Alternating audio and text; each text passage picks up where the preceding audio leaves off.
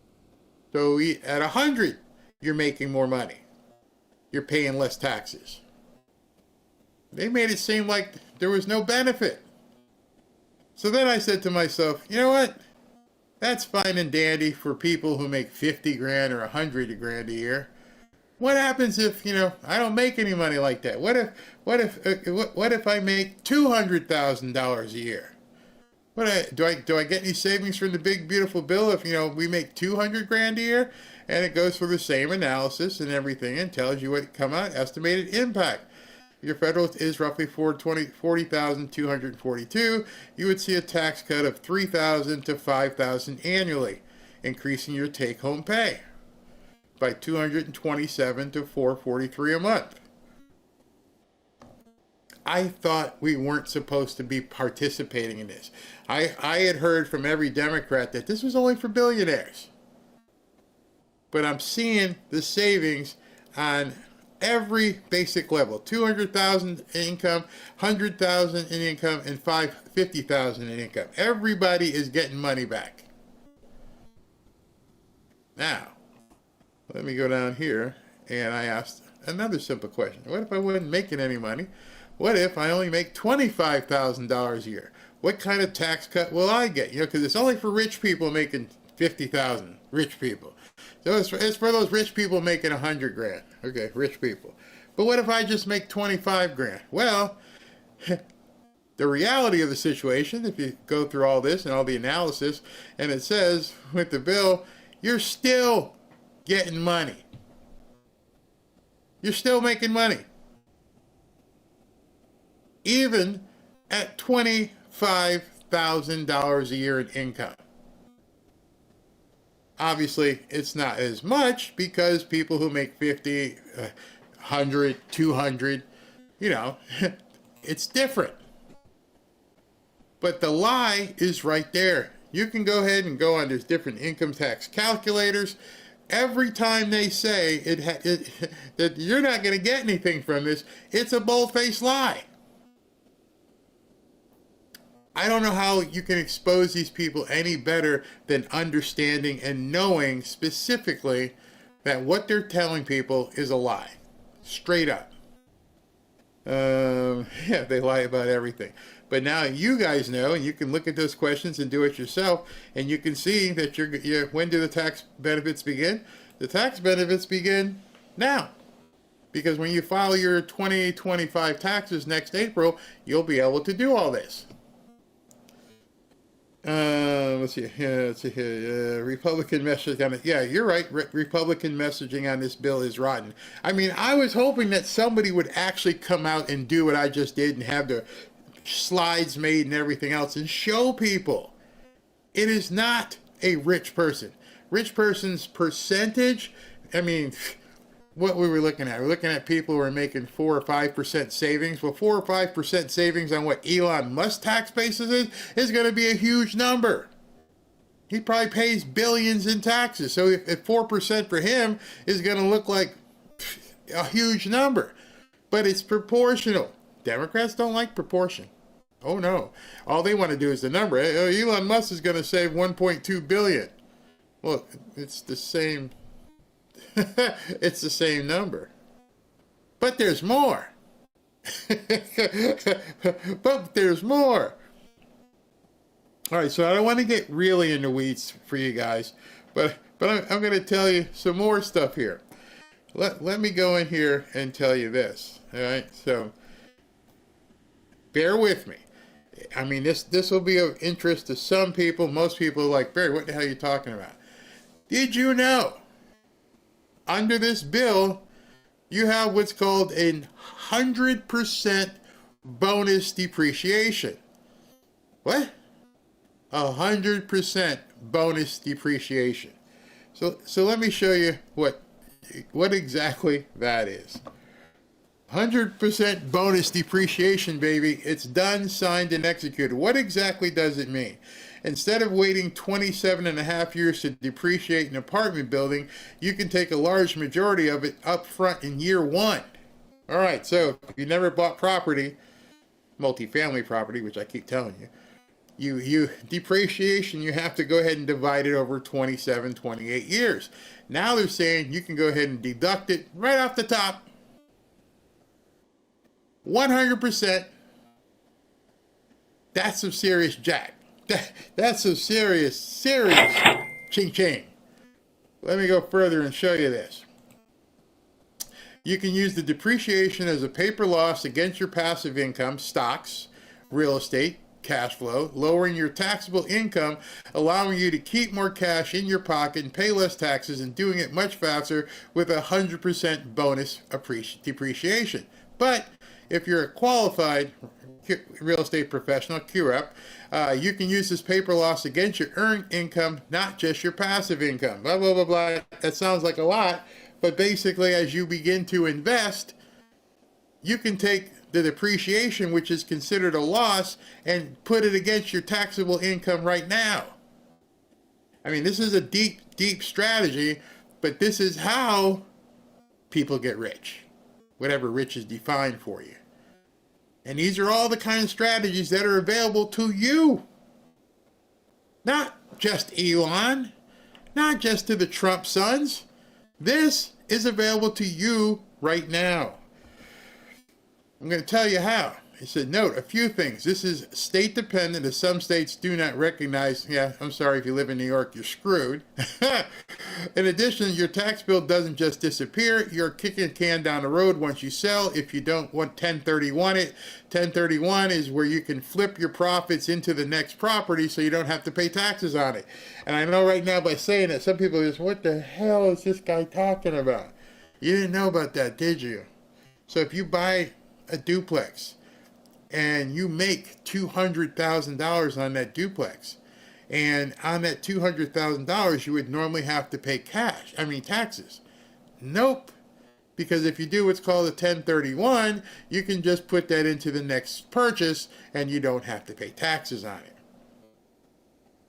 it. I know some people are like, Barry, I don't understand. Okay, why take advantage of 100% bonus depreciation if you have to pay it back? It's called the velocity of money. Do you want the money today or years from today? I'll take it now so I have more money in my pocket to buy more property to grow the portfolio.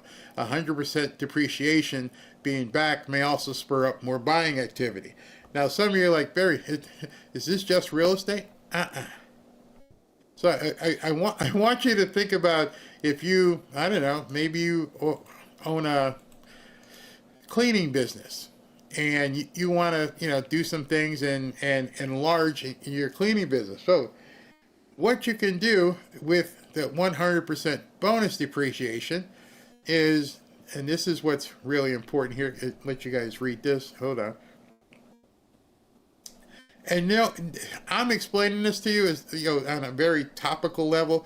Democrats don't even want people to know about this. So, bonus depreciation. Bonus allows firms to deduct a large portion of certain short-lived investments in new or improved technology, equipment, or buildings in the first year. So what does that mean? Notice what it says. Technology, software, equipment, computers, vehicles, or buildings in the first year, allowing a business to write off more investments, partially alleviating a bias in the tax code, and incentivizes companies to invest more, which in the long run raises worker productivity, boosts wages, and creates more jobs. So, you work for a guy who takes a 100% bonus depreciation. He goes out and buys a factory, and he puts 20 people to work. Now, under the big beautiful bill, he can take a 100% bonus depreciation. That is absolutely huge. So when I tell you start investing, start doing what you can, start learning as much, is because this stuff is probably going to expire after 2028. You got a short window here because who knows what's going to happen. Do it to the best of your ability and jump on it. And I'm afraid here to look at some of the comments because people are like, what in the hell are you talking about, Barry? Charles Payne may do it. Yeah, move to Texas. We are hiding. Barry, Pennsylvania is not going to benefit. Well, Yep, Barry, I agree with you. I've been doing depreciation with all my rental properties. Only takes one rental and you're on your way. You can make money in rentals. Remember what I said when I first started. As I listened to Rush, and what I said was opportunity.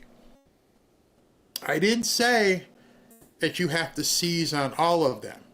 My objective here today is to show you that there's tons of opportunity, whether it's real estate, whether it's starting a business cleaning houses, whether it's creating a pizzeria.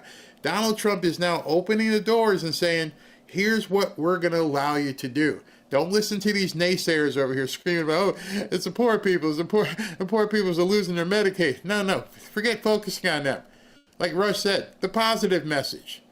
The positive message at this point is begin looking and seeing which opportunities. They're there. You just have to decide which one you're going to take. What am I going to go for? It may be as simple as, you know what? I might buy some gold. I might buy some silver. I might buy a duplex. I may just open a high interest money market account. But the bottom line is, it's still your choice. His job is to do what he's done. Here's the opportunity. What you do with it is up to you. You can sit back and go, oh, this is all too complicated. It's passed me by. I'm old. Can't do anything. That's up to you. That is totally up to you. Let's see here. 527,000 people on Medicaid in that district. That's humanly impossible. That is an entire district of zombies spending your money for years. So clawing some of that back, say, we're not going to do it, we're not going to do this, we're not going to do that. Of course they're freaking out. That money pit is huge. And now it's coming back to us in the form of tax cuts. Not for the wealthy, for everybody. Everybody who's paying in. Barry, how does the big, beautiful bill affect people on disability? I'm glad you asked. All right, am I going to jump forward to this? Wait a minute. Okay, let me look at this window. Again, it's the mathing that kind of gets people all kind of screwed up here, because you have to.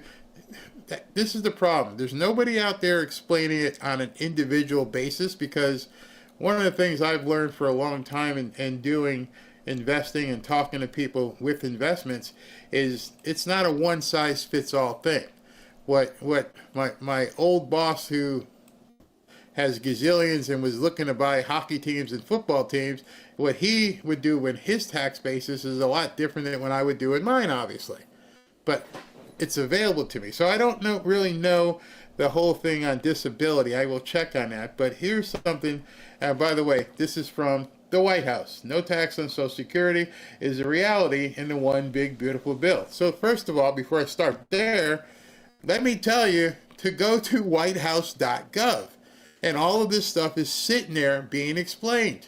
There's so much information, and everybody waits for someone else to tell them, like, hey, go look it up yourself. So this is complicated. I won't spend a whole lot of time on it, but you can definitely go to whitehouse.gov and pull it up. It was posted on July 1st this year. Under the one big beautiful bill, the vast majority of senior citizens, 88% of all seniors who receive SS, will pay no tax on their Social Security benefits, according to brand new analysis from the Council of Economic Advisors. And it goes through a whole lot of different calculations here. Seniors age 65 and over, and it tells you what the percentage of beneficiaries. My problem is I'm not on Social Security, so a lot of this doesn't make even sense to me. This is where you guys who are on Social Security can go in here and say, okay, I'm under this category, and it tells me, who can do what, and I don't even know what the beneficiary, I don't know what that means. I'm not on it. So you can go here, and it says, senior who files as a single taxpayer, blah, blah, blah, and it talks about it, and it gives you a single senior, married seniors, and it tells you all the information right there. I don't want to get too far into this, because it's pretty much in the weeds for me because we're not there. There's probably a bunch of people here who aren't 65 or 64 who are like, I'm not there. If you're there, it's at the White House, whitehouse.gov, and it's under the different proclamations and stuff and that they go through. So it's worth your while to go there and find out. I'm sorry if I don't have that information, but I don't understand it because I'm not on it. I could talk to you all day about depreciation, but I can't talk to you about Social Security, but it is included, and you can see where you are. Now, one of the other things that they've put out there, and this is pretty important when you look at it. Hold on. This I can read to you because I do understand. I'd be reading. All right. Let me go here. And it's called Myth versus Fact about the One Big Beautiful Bill. All right. Let's go through this. All right. Myth. The One Big Beautiful Bill is just a tax break for billionaires. The BBB delivers the largest middle and working class tax cuts in U.S. history. The legislation will put more than $10,000 a year back in the pockets of typical hard-working families. This is the most pro-growth, pro-worker, pro-family legislation ever crafted. It's right there. and you can do the math and everything else. The one BBB takes from the poor to give to the rich. Low-income workers stand to receive the largest percent reduction in their tax liability. The BBB delivers the largest tax cut for working and middle-class Americans. The BBB makes life more unaffordable. The bill delivers the biggest paychecks, expending tax home pay by over $10,000 per year, and on and on. It hurts. So they're having to explain to people how it doesn't hurt low-income people. Think about that. That's so sad. Fact, the BBB is the most pro-family legislation ever crafted. It delivers bigger paychecks, giving more than $10,000 boost annually to everyday families. Next myth is just a handout to corporations. Nope, not true. Leaves American workers behind. Nope, not true. Hurts small businesses. Kicks American families off of Medicaid. Now, this is the important one. As the president has said numerous times, there will be no cuts to Medicaid. The BBB protects and strengthens Medicaid for those who rely on it: pregnant women, children, seniors, people with disabilities, and low-income families, while eliminating waste, fraud, and abuse. The one BBB removes newcomers, enforces work requirements, and protects Medicaid for the truly vulnerable. There's your stipulation. That's what they're freaking out about. Nobody's sick, nobody who's disabled, nobody who's, none of that. This is specifically a cut on taking newcomers and people who are not working or not even trying to work. And you can, all the different things, they put this together as perfectly. It's going to close rural hospitals. Nope. And they go through the entire thing. So you can, again, millions will be kicked off of healthcare. And it just goes through the entire thing. Will hurt with people with disabilities. You can spend the time. This is a long article. There are all kinds of questions on it. There's all kinds of information that you can read for yourself. And so you can educate yourself as you're moving forward to say to other people, you're lying, you're lying, you're lying. To further that point, in terms of the fraud and everything else, this happened earlier this week. What day was this? I know I'm throwing a lot of information at you because there's so much out there, and the problem is that nobody's really telling people where they can find this information. All right, this is from the New York Post. DOJ takes down sick $14.6 billion healthcare fraud scheme that saw patients given unnecessary procedures. And it goes through the entire thing. I showed you the press conference. Hundreds were charged Monday in connection with $14.6 billion worth of healthcare fraud schemes that included millions of opioid pills to drug dealers and giving elderly patients on hospice care unnecessary wound grafts. They were performing surgeries on elderly patients, telling them that you needed to do this and ripping their skin apart and then charging Medicaid for it. To the tune of $14 billion. This is what the Democrats are screaming about. That's why they're terrified of the entire BBB. They know at this point it's ripping ripping all of the pillars that they have counted on for years. They're just falling to the wayside. That's not a bad thing. I don't know how they consider that to be a bad thing. So Lori says, oh my gosh, yes, 14 billion. All right, so now I'm going to take you on a little journey. And this little journey is made by a couple people I know who have chosen to stay anonymous, but they give you information here. One, to make you think. Two, to make you think and go do some research. I can't tell you who they are, but trust me, they're good sources.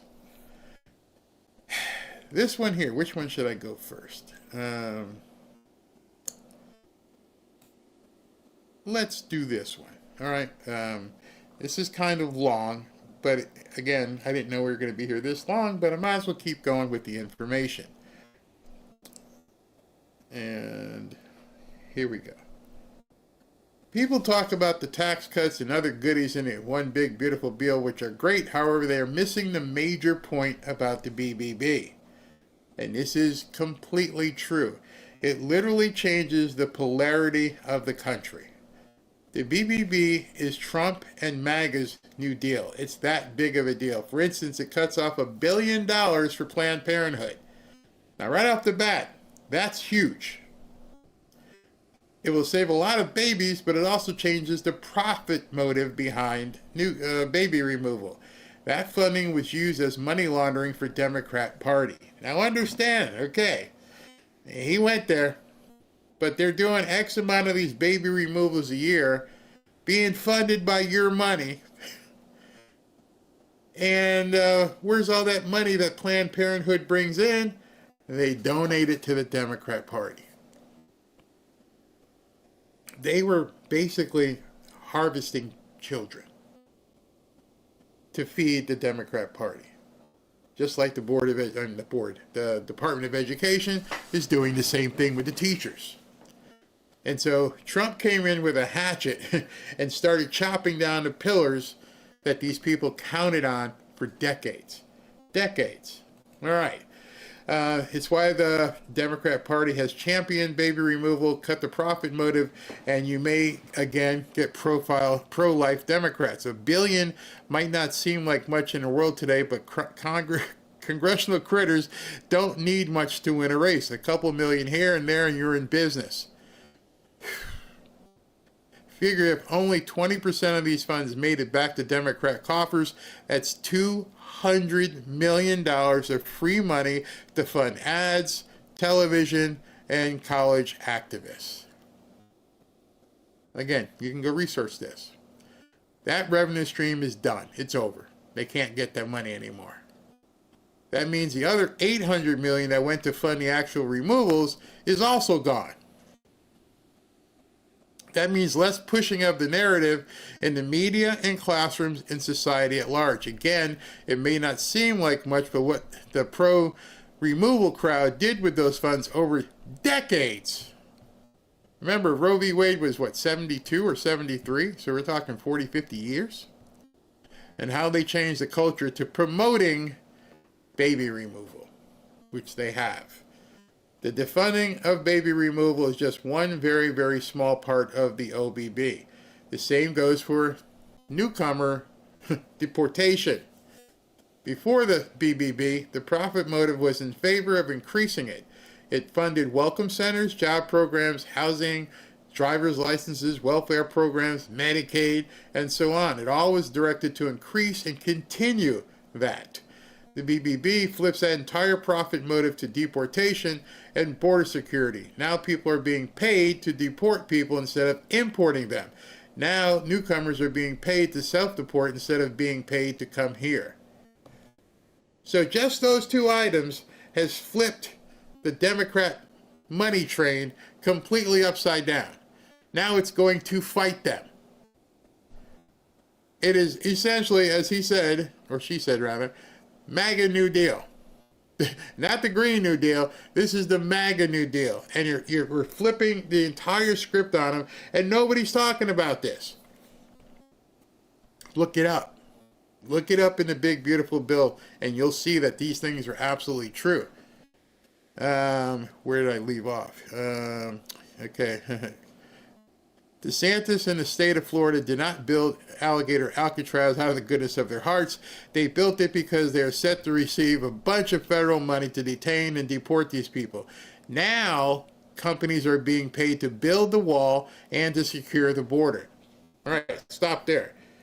The fact that ICE just got a ton of money that makes it the third largest military force in the world. It's United States, China, and then ICE. That's how much money they got. What do you think they're going to do with that money?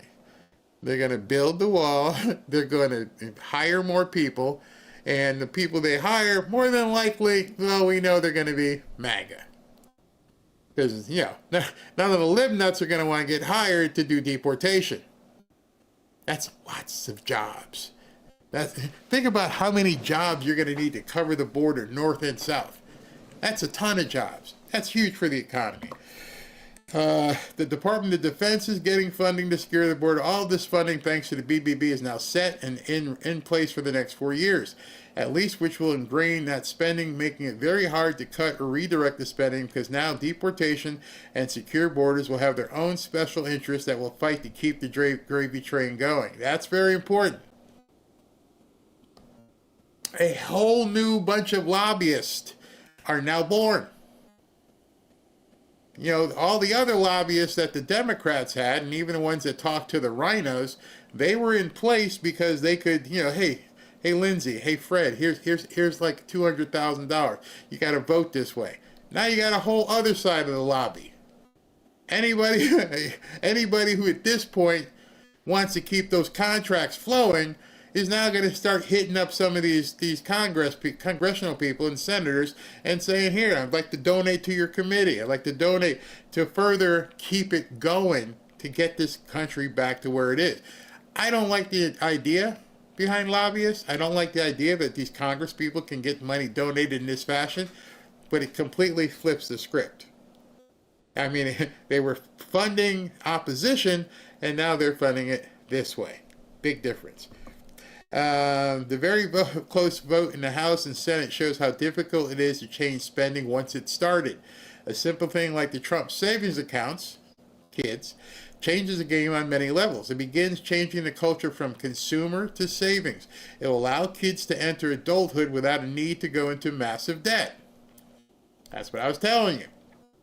The changes to Medicaid stopped the drive for universal health care coverage that they were on. They were dead set they wanted to have universal health care. That's dead. It's gone. Buried. Forever. It may even it will open up new private sector solutions. It may even slow the inflation in healthcare and changes the profit motive of states to expand it. The tax cuts for building plants and factories, that goes to that 100 bonus depreciation, changes the profit motive for outsourcing some, as companies cannot afford to modernize here instead of doing it elsewhere. Hold on. That is monstrous. So now I'm trying to tie in that 100% depreciation. Now you see where that goes. You're Apple. Trump goes and talks to you and said, you build this in Indiana and you're going to have 100% depreciation bonus. Because you can build this giant 1 million square feet plant and you're going to be able to do bonus depreciation day one. There's not a CEO in the country who went like, whoa, seriously? Yeah. So I get all my money back? Yeah. Huge. that makes people come here. So I can, yeah, okay. You guys get that?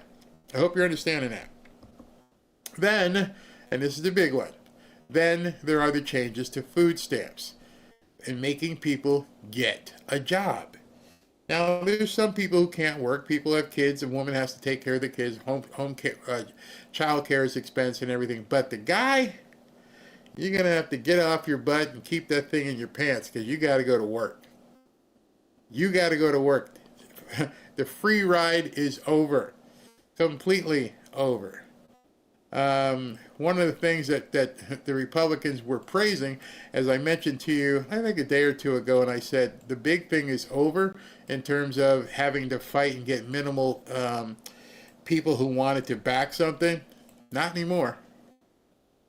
The rest of the stuff, the voting and everything else, they're going to be pretty tight in their voting to get the stuff out. For instance, Republicans praise BBB's work requirement for Medicaid. We've got to get people back to work. Tommy Tuberville said, it's just unfortunate you've got a lot of freeloaders in this country. There are some Republicans, I'm sure, who are freeloaders, but most of them are Democrats. They don't even want, forget opportunity, they don't even want people to get off the couch. They're happy if people just don't work. We'll take care of you. Vote for us. No more. That's over. That's completely over. All right, so let me take a few comments before I continue. Wrap it up, buddy. If these mayors who canceled the 4th of July celebrations want to get literal and say it's about freedom, they can't. They're done. Wow, Secret Service. We have more stuff like that. That is giving to the rich, Barry, getting it all back messed up. Define rich. I'll wait. If I decided with 3 or 4 guys to go and buy a factory, and we decide, you know what, we're going to make boots. We're going to make boots here so you don't have to go to Alibaba, right? So I got to buy this building. I got to equip this building. I got to hire the people to work in the building. It might take me $1 million to go ahead and just do that. Sign the lease, do the build out and everything else. I got to come up with $1 million. And the government's saying, if you come up with $1 million to start this business, you can deduct that $1 million that got you started. Is it giving to the rich or is it giving to the ambitious? Again, opportunity, understanding. You can do it if you know how. That's on you. But like right now, I have people sending me ideas and say, hey, what if we tried this? What if we did this? Because now we know going in, wow, we're going to be able to 100% expense everything. You're wondering why Barry was moving into a studio.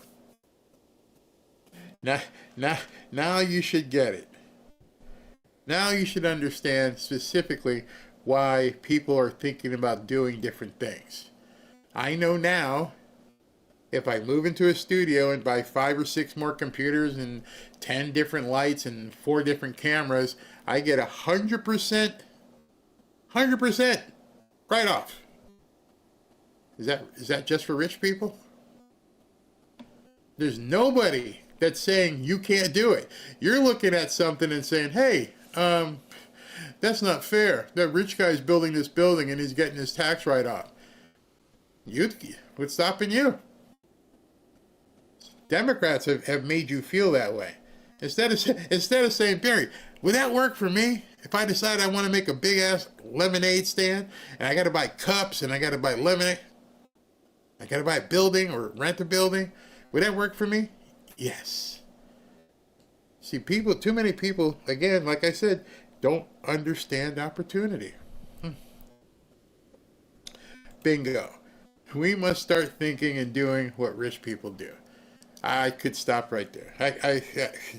That's the mindset, Eden. That's it right there. People have self-limiting beliefs. They are so worried about. I know SBI saw that, but YouTube wouldn't like it. Self-limiting beliefs are what they count on. Those guys, that's not fair. Life ain't fair. I'm not keeping score based upon what Tim Cook and Apple are doing. I don't need to have a multinational company selling a gazillion phones. No, that's not me. I'm not him. But I do want to have a studio with different locations and a workspace here and a workspace there and a virtual LED board behind me. Yeah, I'm gonna go for it because I know now what I can do. And I can talk to other people. Hey, which should I go here? What should I do? Should I lease a truck? I'm just trying to give you the crumbs for you to start munching on, and then you can go and say to yourself, this isn't just for the big fat rich cats. Man, I don't understand it. Yeah, most people have never had opportunity like this. Maybe it will change the way people think. Bingo. And I said that at the beginning. I said, I can't, all I want to do is show you what President Trump has provided for you. And there are going to be people who say, I can't do it. Their opportunities have expired. There's nothing left for them. Hopefully, some of you will realize right now, if anything, at very minimum, you sit back and go, I always had an idea about opening up that hairdressing salon. Just think. That's all I'm asking you. I'm not telling you to be Tim Cook. I'm not even telling you to aspire to be Tim Cook. I know there's so many people watching this show. You just got to learn how to think. That's the first step. I didn't even know this was available to me. And I just spent 2 hours just scratching the surface. Because nobody's going to tell you all this. You're going to have to dig in and start understanding all this is available to you. Robert and I are going out to dinner in a little while, and we're going to go to the restaurant, and I'm going to see people, and I may strike up a conversation with some people. Hey, how you doing? How you doing? When we go to restaurants right now, and Ashley can tell you, the people know us in these restaurants because she's a social butterfly. She'll talk to everybody. But the other day I walked in and saw somebody I knew from when I used to work in the advertising agency. What did he say? Hey, Barry, give me a call. Okay. That's all it takes. Thought. Let's see, my goodness, people think. Yeah, that's all I'm saying. If President Trump went through all this trouble of taking a bullet so you could have opportunity, the worst thing you can do is like, those rich people, man. Oh, they suck. I didn't think they got rich. Huh? Go look up the history of Jeff Bezos. Go look up the history of Elon Musk. Go look up the history of these people. And you think they just had $1 billion in a bank account someplace? No, somebody had an idea. I don't know how he came up with the idea. I want to shoot rockets up into the sky. How long did he work on that to get to the point where he could send rockets up to the sky? Or an electric car, or an iPhone, or an iPad, and not all the products have worked. Some Apple products have sucked, but you just amplify the ones that do. It just goes. Don't listen to MSM. Yeah, making America a well-oiled machine. One thing you can count on from all of this is that America has a large market. There are going to be consumers, and one of the terms you may want to look at is something called TAM, Total Addressable Market. It means how many people are in the market who might be open to your stuff. Have you thought about that? I mean, I laugh when people say it's only for rich people, and then I go outside twice a week, and I'll see either my pool guy or my lawn guy, and they're killing it. The pool guy showed up the other day with a brand new $65,000 truck. I'm like, damn, dude. Damn, business must be good. And what did he say? He goes, yeah, I'm probably going to write it off at the end of the year. There you go. He's not Tim Cook. Just saying. All right, let's listen to some sane people. I think it's sane people time. So you say that this bill will put us on the path back to prosperity. Tell us about that. Why do you think that? Good morning, Carly. Well, what it does, it hits the tenets that makes our culture what it is. Keep in mind, what drives our culture is 4 things: faith, family, the free market, and education. And this one big beautiful bill touches every single one of them. And I'll say this, just as I was listening to you guys talking, I was raised by the greatest generation, and their legacy, very simply, was to leave a generation that would love our country, very patriotic. I grew up until 8th and 9th grade thinking I might become a Marine one day. We're seeing that resurgence of pride, of patriotism, of optimism, and it's an exciting thing to be part of, to be honest with you. So, yes, this one big beautiful bill is now something we can put in place. And let me say one other thing. What it also does, It's no longer hypothetical what we believe in. The Democrats have gone forever fear and fear mongering. Those days are done. Either this is working in the next this next year or it's not. American people are going to realize that what we're talking about has always been the truth, and we're working it. And I'm excited about moving this thing forward for sure. So the record. Wow, he was black, and he was black talking about prosperity. I can't make you change your mindset. Only you can make you change your mindset. And one of the problems with your mindset is exactly what was said earlier. Don't listen to people who haven't done it. If I don't have a pool company, but you know what? If I talked to my pool guy and said, hey, listen, you're doing well. Would you be interested in selling your pool company and staying on to run it?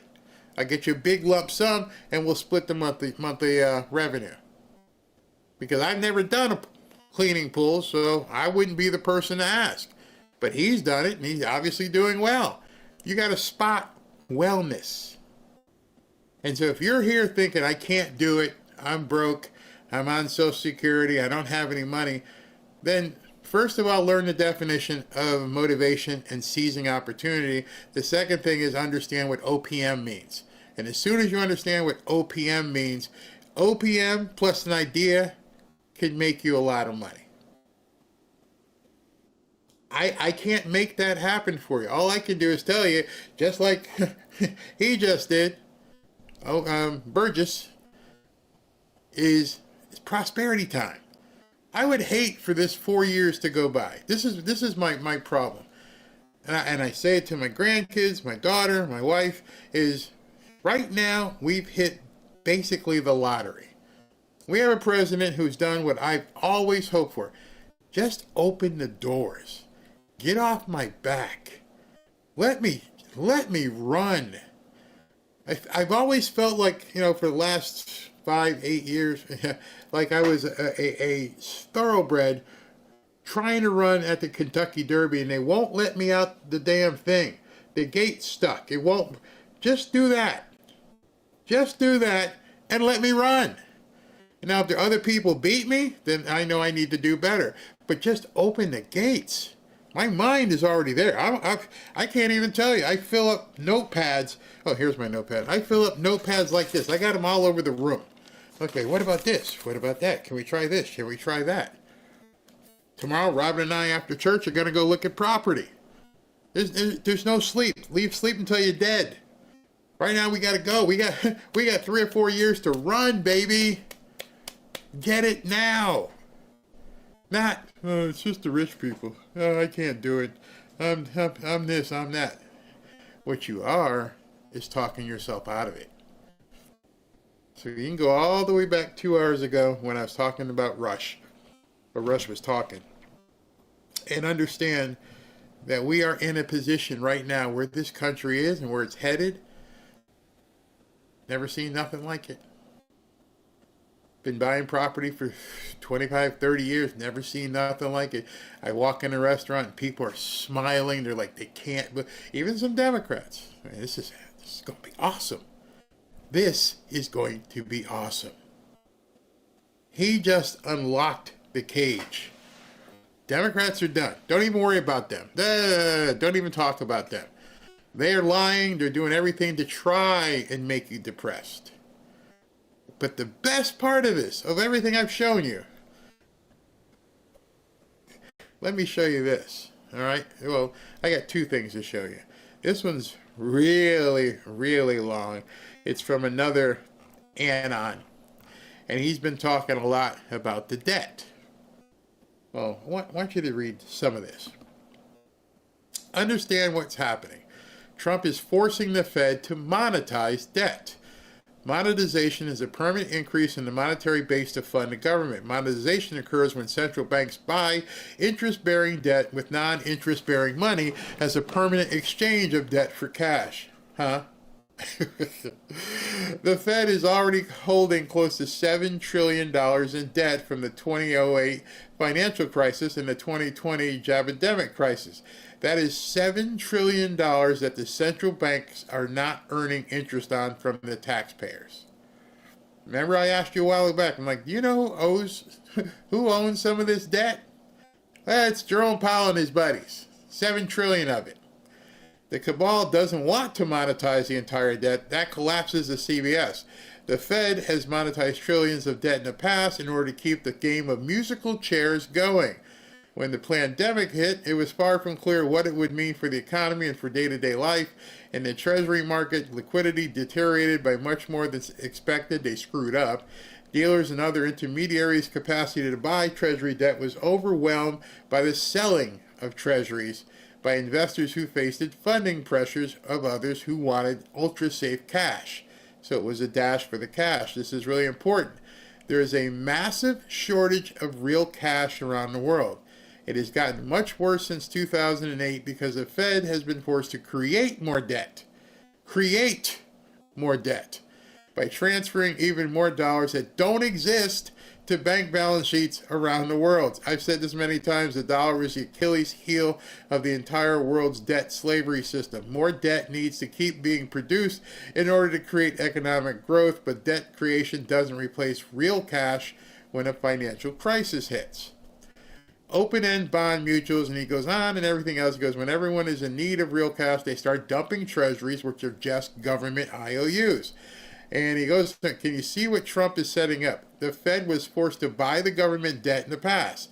Look at the difference in Fed debt purchases from 2012 and again in 2020. It went from $80 million a month to $360 billion a month. So understand, because of their manipulation, the Fed had to keep this juggling act going, they had to buy more and more debt. The Fed that charges the interest on the debt that they own. During the Biden administration, the Fed was forced to create even more debt to fund the Ukraine war because there was no money. The next crisis will force the Fed to purchase even more government debt. How much? $500 billion a month. Do you realize where all this is leading? And I kind of hinted at that to you guys before. Any government that issues debt far above what it could collect in taxes is perceived as a risky investment and will likely have to pay higher interest rates. Do you want to know why passing the big beautiful bill was key to speeding up the removal of the Fed and this worldwide debt slavery system? Massive spending in the BBB is going to demand even higher interest payments in the bond market because Trump just massively cut taxes. Treasuries just became more risky. Trump is forcing the Fed to monetize the debt. Trump is forcing them their debt. I've said it before, and I'll keep to that ideology. He's going to rip every part of the deep state, Fed, Democrats. He's going to, in his own words, obliterate it. And the big beautiful bill was basically the cannon shot at the deep state. They can't sustain what they've been doing. I don't think we're going to have that kind of debt anymore. They're going to have to eat it or sell it. So to that end, and I'm going to wrap things up here. I know it's a lot for you guys to digest. I've also told you it ain't over. I don't know what Monday holds. Bibi Netanyahu's in town. I gotta believe that we're going to see executive orders Monday, Tuesday, or Wednesday because there's more coming. And the breadcrumbs keep being given to us. Listen to this. Reconciliation bill today was a big, giant leap forward. Yep. But we're going to do this again. We're going to have a second reconciliation package in the fall and a third one in the spring of next year for the next 2 fiscal years.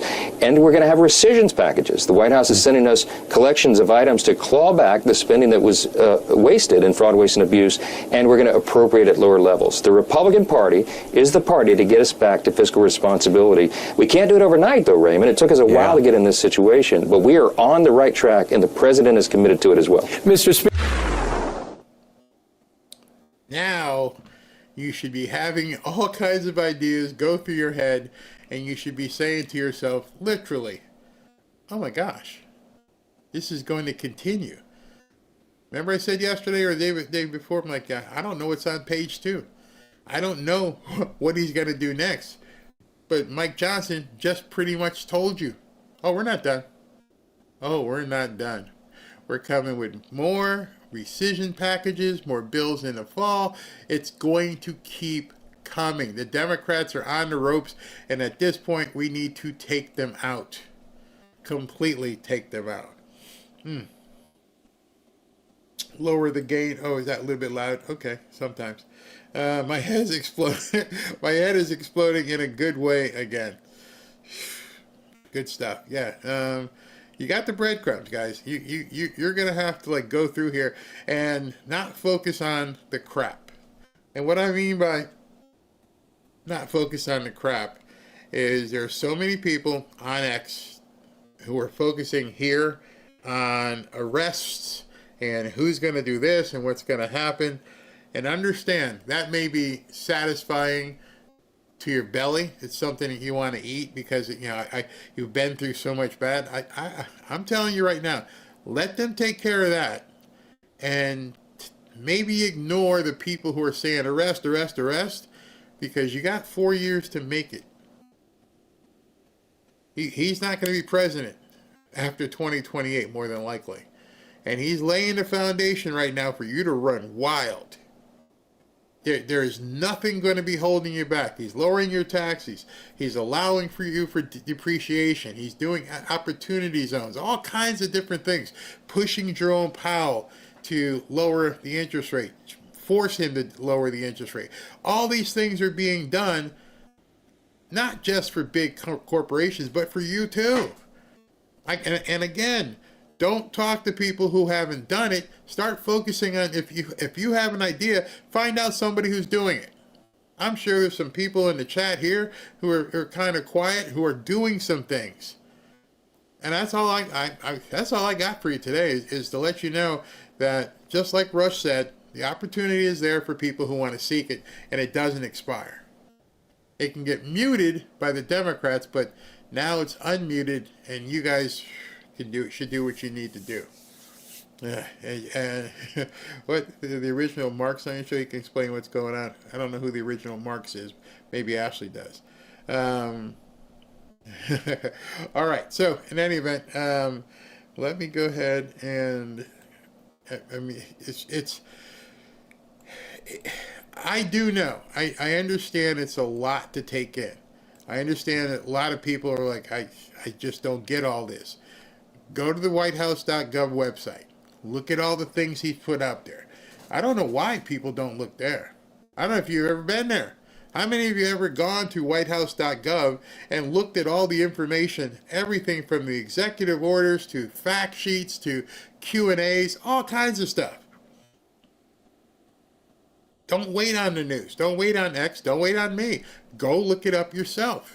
And I think you'd be amazed at some of the stuff that you're probably going to find, because it's crazy. I look at it for content. I look at it to see, what plan we're going to take on things, because there's so much there you can look at as a roadmap and use it to direct what you want to do.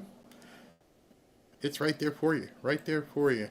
And I don't know why people don't do it, because it's a lot of information. Hold on, I'm trying to expand this so I can see and do the super chats here. Now, I'll apologize if I threw too much at you guys at one point. I understand that can be kind of a lot, but at the same token, there's a lot to take into. A lot to take into account. Why is this thing? Am I on the right page? Okay, hold on. And then all the nuts on social media who are trying to tell you that we're coming from MAGA and everything else. I ain't got time for it. I mean, screw them. All right. I think I got it to the point where I can see it. All right. Naomi McCormick, thank you. I'm tired of the meanness, calling for murder, people screaming, if I don't like them, I should die. High blood pressure causes strokes. Calm down. Yeah. Ignore them. At this point, there's nothing they're not going to make any news. They're just going to continue to complain, and they're going to continue to be angry, and some of them are probably making videos about craziness just to get the clicks, but nonetheless. Amstrad, thank you. Sheila Stenocker, thank you. Kim Micheletti, very bless you. You do not have any idea how much I need to hear your opportunity and encouragement. Oh, thank you very much. Yeah, I mean, all I try to do every single day is look at what opportunities are available to me. And, you know, I get online, I'll look at something, and I'll try to find it. And I have never understood why some people are anti-prosperity. And then I listened to something that Russ says, and I saw that, and I'm like, he's been saying it. He's been saying it. Very pleased to do a segment on chemtrails, whether trails in New Jersey have been insane. And plus what we're seeing in New York. Texas. Sorry. Tommy, smack my butt, need a breath, got 1,000 to invest. You're coming out the womb. Player. $1,000. Yeah. Todd Doyle, $1,000 worth of gold or silver would be better. Yep. But you can provide that as well. Remember, you can put up to $5,000 per year into that child's account. Captain Cavilla, imagine a financial boost to the U.S. Economy in 18 years when every single 18-year-old starts to withdraw that money. Wow. I didn't even think of that. 18 years from now, even if it's simple interest in what they have, so you're going to have, who knows, millions of people. Wow. That would be huge. Starfleet, opportunity for prosperity time, the big, beautiful law. Hey, Tommy, I'm on Medicare and Medicaid backup, never used in 22 years. People strictly on just Medicaid. One dude. 500,000 people in that one district? That's insane. Starfleet, God bless the USA Bible, arrived just now. It is a presidential edition. It commemorates 45 years soon. Wow, congratulations. I'm glad you got that. Buddy Sanders. And by the way, hold on. After the interview with Michael Flynn, yes, General Flynn, I said I was going to give away some of the Bibles. We're going to start that on Monday, and I'll put up a link where you guys can also sign up. Jesse Kemp, I know at least 20 to 30 people in Medicaid and SNAP. At least 50% of them don't need it and sell the federal benefits. They might go to jail. Terry, thank you. TV, Barry, I'm a Medicare agent. I talked to a lot of people nationwide, and about 50% of them are on Medicaid. Sadly, their Social Security disability check is less than $1,700 a month. Wow. That's crazy. Peggy Nenninger, thank you very much for all the information. Sure. I'm at Mods. I knew. TV. I don't mind some of my taxes going towards citizens that have worked above 30 years, and they're in. Yeah, Americans. Absolutely. Dave Rutan. All your effort to researching deeply into the info you bring us greatly appreciate. Thank you very much. I thought Planned Parenthood was only defunded for 1 year. I would look to these rescission bills that are coming up as well. Barry great info. Thank you for always sharing the most relevant news. So many are disillusioned. I will share your live cast. Thank you very much, Neo. Ruth, we buy 1 silver coin weekly. We have now 2 pounds of silver. Oh, you got the cha-ching right there. Wow. Don't tell people that. They might come looking for you. Fantastic. 1 silver coin weekly. So that's, if it's an ounce, she's buying 1 of those a week, just spending what she'd probably do at Starbucks. Perfect. Speech and debate clause equals Congress legally lying to you. Nicholas Lamonicus, Barry, the way I'm reading this, I can deduct my Social Security and OPM pension, get that back, and invest, staying ahead of not being behind the 8 ball. See, it's going to take some of you who are on Social Security to read that document and understand exactly what you can and can't do. Like I said, I'm not there yet, so I don't even know what some of those terms are, but you'll know. And as Nicholas looked at it and went, boom, I already know. Stephen Brown, where is business debt written into BB? Now BBL, big beautiful bill, no big beautiful law. Business debt has always been able to write off. Now you can do 100% of it. Cynthia Merritt, thank you. I am Cianon. My family always told me, dream big, think big. I can see an open market worldwide through the internet. I just have to find out how to do the money exchanges. Yep, there you go. Just research. What's this? Oh, SV's got something for me. Where's this? Where'd I go? I moved too fast. Okay. Cynthia Merritt again, thank you. Barry, my mom and I appreciate all you do. God bless you and your family and a Fanfare family. Thank you. Thank you very much. Barry, sing it. You down with OPP? Yeah, you down with OPP? OPM, rather. POFCR, thank you. Marge Benedetto. Thank you, Barry. Love your positivity and common sense. You're doing a huge public service with your channel. Thank you. I'm amazed not only by your ability to explain, but also by your stamina. I don't just be pitching you guys these vitamins. I mean, matter of fact, I didn't take my vitamin C for today. Gonna have to grab some of that. Well, I can't do it because it's a sublingual. But yeah, gotta stay healthy. Lele, thank you. Cutting edge, free information has infinite value. Is the biz write-off for any business expense? Look up 100% bonus depreciation, and then look up, which is separate, you have to look up business expenses. And so when you look at those two different categories, a depreciation is on an asset that you're purchasing. It's not just like the electricity and everything else, but most of that stuff should be covered. That's different. That's not business investment. Those are just daily or monthly business expenses, which should be already covered if you're doing it. I don't know what state you're in. Another child found. Okay, you can't see that. Another child found alive in Texas. That's incredible. That's good news. All right, so I know it's a lot of information thrown at you in a short period of time. I do understand that. I mean, obviously, I don't have time to spend a whole lot on it, because there's no way you're gonna open a business watching someone's video for 2 hours. You're gonna have to dig. My objective here today was just to tell you got the opportunity, and don't let nobody in the chat. Again, I don't want to hear it. I don't want to hear the naysayers. Don't care. Keep going. What did SV send me? SV told me to look on X. What was it? Oh, I'm sorry. There were a couple of super chats from Rumble. Sometimes SV wanted me to show you this woman using her SNAP benefits to get $1,000 worth of crap. But if I show it to you, I'm sure YouTube would be pissed off with me. Lil Rule. Would you be able to make a significant investment with $50K to get assets business to really impact from these cuts?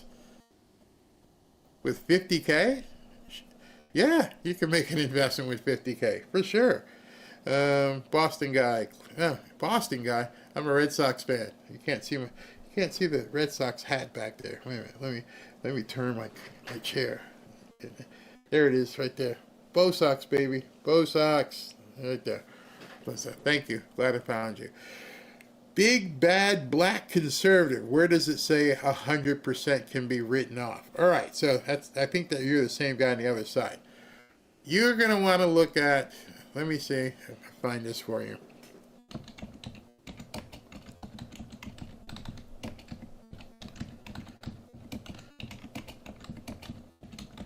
All right, so depending on what kind of business you are in and where you are located,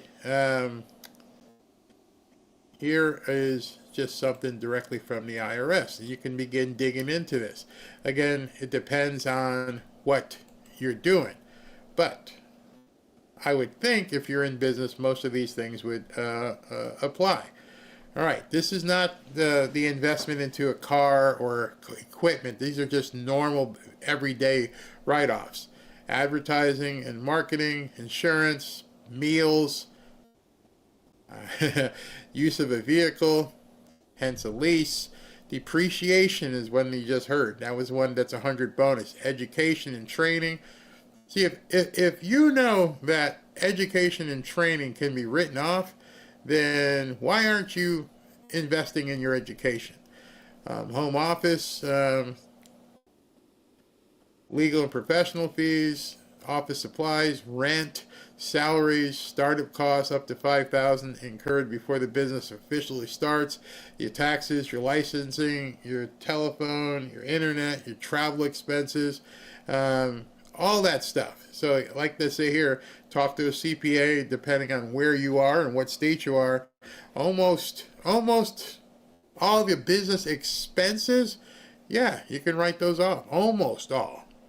And then, of course, you get the 100% depreciation, bonus depreciation, which you can look up. But don't take my word for it. Go look it up. Let's see here. At 65, you must sign up. You don't have to take it. Working at any other thing. SB, talking about that woman eating all that stuff. I still need to know what's inside Fort Knox. And let me close on that. Again, yes, you have every right to know what's in Fort Knox. You have every right to know, that people need to be held accountable for what happened in 2020. This particular show is about people who want to focus on themselves and their family. What can I do right now based on what President Trump is going to do to improve the situation of myself, my family, that I'm working so hard for? I can't control what Pam Bondi does. I can't control what Dan Bongino does. I can control what I do in regards to my business that President Trump is giving me the opportunity for. I can't control what is or isn't in Fort Knox. I'm a spectator in that regard. I'm done spectating. I want to be more in the game. I want more. I want more. I guess at that point, you have to define what does more mean for you. That's it. All right, gonna go to dinner. Gotta go take a shower and get dressed. You guys, talk to you guys tomorrow sometime.